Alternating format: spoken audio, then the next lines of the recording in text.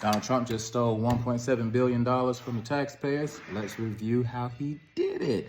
Okay, so he wanted to sue the IRS for $10 billion. $10 billion because he said that his tax returns were illegally leaked. Even though every president before Donald Trump has released their own tax returns, so, you know, the whole transparency, you can see how I make my money, if I pay my taxes. And even though he said he was going to do that every year and has never done it, somebody said, F that, we going to leak some of his stuff. I guess that's what happened, and now he wanted $10 billion in return for that information being leaked.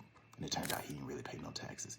Anyway, the federal judge involved handling that case was like, I think there's some BS. This is extortion. He can't do that. Can I tell him this is some BS?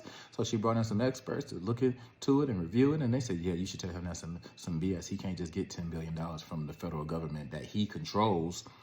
He's actually giving himself $10 billion. No, he can't do that. It's illegal. So what they decided to do was not get the 10, but settle for $1.7 billion that they settled for out of court. Federal judge didn't have nothing to do but rewarding him that. They settled out of court. His own attorney general, State Department, not State Department, but y'all know what I'm trying to say, and the IRS decided to give him $1.7 billion instead of the $10 billion. And he's going to give that money to guess who? People who attacked the Capitol on January 6th.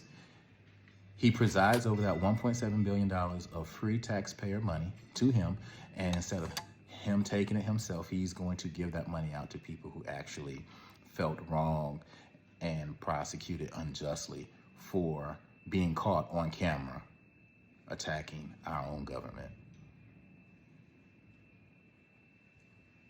January 6th is going to get reparations. That's basically reparations. If you feel like the United States owe you an apology and has done you wrong illegally, there is money set aside for you.